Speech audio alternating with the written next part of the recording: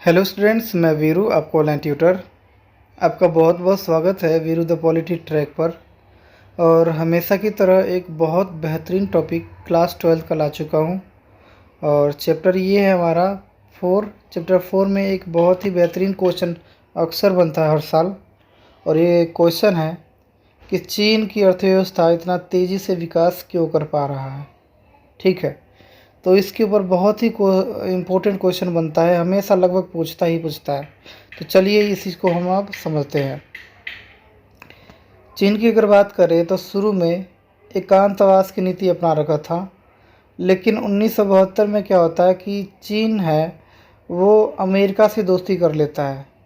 1972 में चीनी राष्ट्रपति चाओ एन लाई थे, और चाओ एन लाई अपनी एकांतवास की नीति को तोड़कर और अमेरिका से दोस्ती किए, जिससे क्या हुआ कि अमेरिका से आर्थिक सहायता प्राप्त हुआ और अमेरिका ने चीन में निवेश भी किया, जिससे क्या हुआ कि चीन के औद्योगिक स्थिति सुधरने लगा और वहाँ के लोगों को रोज़गार भी मिलने लगा। तो इन सब से क्या हुआ कि उसकी अर्थव्यवस्था तेज़ी से विकास करने लगा। पहला रीज़न ये था, नए एकांतवास की नीति छोड़कर और अमेरिका से दोस्ती कर लेने का। दूसरा पॉइंट समझिए, शुरू में जो चीन था वो परंपरागत तकनीकों का उपयोग करते थे, ठीक है। और लेकिन 1973 में क्या होता है कि 1973 में उसने कृषि, उद्योग, विज्ञान और संचार प्रणाली में आधुनिकीकरण किया, ठीक है। इससे इन क्षेत्रों का तेज़ी से तरक्की हुआ। तीसरा पॉइंट है, चीन है शुरू में बंद द्वार की नीति अपना रखा था, लेकिन 1978 में बंद द्वार की नीति को छोड़कर खुले द्वार की नीति अपनाया। और इस समय चीन के राष्ट्रपति देंग सियाओपिंग थे। देंग सियाओपिंग ने देश में खुले द्वार की नीति अपनाया, और इससे क्या हुआ कि दुनिया भर के देशों के साथ उनका व्यापार बढ़ गया। और इसके अलावा शुरू में चीन की अगर बात करें तो वो खेती में सार्वजनिक नियंत्रण पर बल दे रखा था, ठीक है। लेकिन 1982 में उसने खेती पर निजीकरण किया, खेती में निजीकरण कर दिया, जिससे प्राथमिक चीज़ों का बहुत तेज़ी से उत्पादन हुआ, उद्योगों को कच्चे माल मिलना शुरू हो गया। तो इससे देश के औद्योगिक विकास में प्रोत्साहन मिला। और 1998 की अगर बात करें तो 1998 में उसने उद्योगों में भी निजीकरण कर दिया था। 1998 से पहले उद्योगों पर सरकार का ही नियंत्रण था, लेकिन 1998 में जब उद्योगों में निजीकरण किया और साथ ही साथ सेज की स्थापना किया चीन में, तो इससे क्या हुआ कि वहाँ पे बहुत सारे उद्योग धंधे लगने शुरू हो गए। अब ये सेज क्या होता है, तो सेज का फुल फॉर्म है स्पेशल इकोनॉमिक जोन। जिस क्षेत्र को स्पेशल इकोनॉमिक जोन घोषित कर दिया जाता है वहाँ पे विनिर्माण कार्य ही होता है। विनिर्माण कार्य यानी कि वहाँ पे या तो बिल्डिंग्स बनेगा, फैक्ट्री इंडस्ट्रीज़ वगैरह लगेगा ऐसे क्षेत्रों में जहाँ पे सेज की स्थापना किया गया हो, सेज की घोषणा कर दिया हो। तो सेज की स्थापना करने से चीन में विनिर्माण कार्य बहुत तेज़ी से बढ़ गया था, और इसीलिए उसका औद्योगिक विकास इतना बढ़ गया कि आज चीन में उद्योगों का हब बन चुका है। वहाँ के लोगों को बहुत ज़्यादा रोज़गार का अवसर प्राप्त हो पा रहा है। हालांकि जनसंख्या इतना अधिक है कि आज भी चीन में लोग बेरोजगारी का मार झेलते हैं, लेकिन उनके उद्योगों की संख्या में वृद्धि होने की वजह से काफ़ी हद तक उनके बेरोजगारी की समस्या भी समाधान हुआ है। नेक्स्ट है, चीन ने 2001 में WTO में शामिल हो गया। अब WTO में शामिल होने से क्या होता है कि चीन है WTO में शामिल जितने भी देश हैं उन सब से व्यापार कर सकता था, अंतर्राष्ट्रीय व्यापार कर सकता था। और इसी वजह से आज चीन का पूरे विश्व भर में व्यापार फल फूल रहा है, और आज विश्व की सबसे बड़ी व्यापारी खिलाड़ी के रूप में उदय हो रहा है।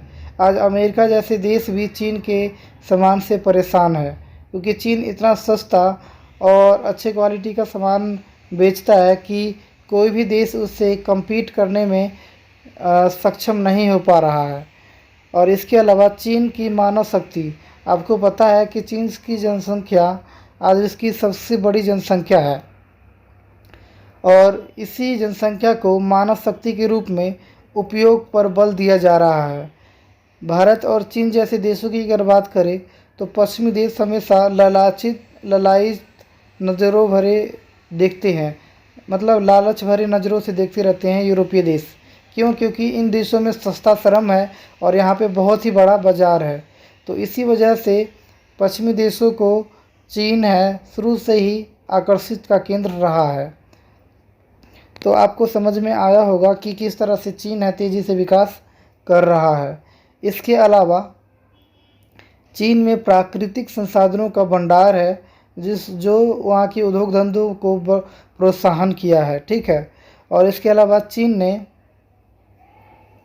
कई सारे ऐसा नीतियाँ चलाई जो घर घर में छोटे मोटे उद्योगों को लगाने पे बल दिया गया ताकि लोगों को आसानी से रोज़गार मिल सके। छोटे मोटे काम घर में ही लोग खोल पा रहे थे इसके वजह से। तो ये सब रीज़न था जिसकी वजह से चीन है बहुत तेज़ी से विकास कर पाया। और आपको पता है कि आने वाले 2040 की अगर बात करें तो 2040 तक चीन के बारे में अनुमान लगाया जाता है कि चीन विश्व का सबसे बड़ा आर्थिक शक्ति बन जाएगा और अमेरिका भी चीन से पीछे हो जाएगा आर्थिक रूप से, ठीक है। तो इस तरह से आपको समझ में आएगा कि चीन कितना पावरफुल है और कितना तेज़ी से अपनी अर्थव्यवस्था का विकास कर रहा है। ये अपने देश में बहुत तेज़ी से गरीबी को मिटा रहा है और इसका कारण है उसकी मजबूत नीतियाँ, योजनाएं, ठीक है। अब चीन इतना तेज़ी से विकास कर रहा है लेकिन चीनी विकास का नकारात्मक पहलू क्या है ये जानना भी ज़रूरी है। तो चीनी विकास का नकारात्मक पहलू पहला तो है कि वहाँ पे प्रदूषण बहुत ज़्यादा है। चीन में विकास के वजह से वहाँ पे प्रदूषण इतना हद तक बढ़ चुका है कि वहाँ पर ऑक्सीजन की जो सिलेंडर है छोटे छोटे वो भी ख़रीदा जाने लगा है। इसके अलावा वहाँ पे भ्रष्टाचार बहुत ज़्यादा है। भ्रष्टाचार इतना अधिक है कि उसकी गणना भी करना मुश्किल है। तो पहला पॉइंट है प्रदूषण, दूसरा है भ्रष्टाचार, तीसरा है गरीबी वहाँ पे बहुत बड़ी एक चुनौती है। हालांकि चीन बहुत तेज़ी से गरीबी को मिटा रहा है लेकिन फिर भी वहाँ पे आज भी बहुत सारे ऐसे गरीब हैं जिनको बेसिक सुविधाएं भी अभी भी प्राप्त नहीं हो पा रही है। नेक्स्ट है कि चीनी विकास की वजह से जो वहाँ के जो गरीब वर्ग है उनको चीनी विकास का लाभ नहीं पहुँच पा रहा है। इसके अलावा चीन में महिलाओं की स्थिति बहुत ही ख़राब है क्योंकि महिलाओं के लिए काम की अवसर बहुत कम है। महिलाओं के लिए काम वहाँ पे है ही नहीं और काम है भी तो बहुत ही गंदा परिस्थितियों में महिलाओं को काम करना पड़ता है। तो ये सब चीनी विकास का एक नकारात्मक पहलू है। इसके अलावा चीन में आर्थिक शोषण ज़्यादा देखने को मिलता है, ठीक है। तो ये सब चीज़ें हैं जो आपको समझ में आना चाहिए कि चीनी विकास का नकारात्मक पहलू क्या रहा है, ठीक है।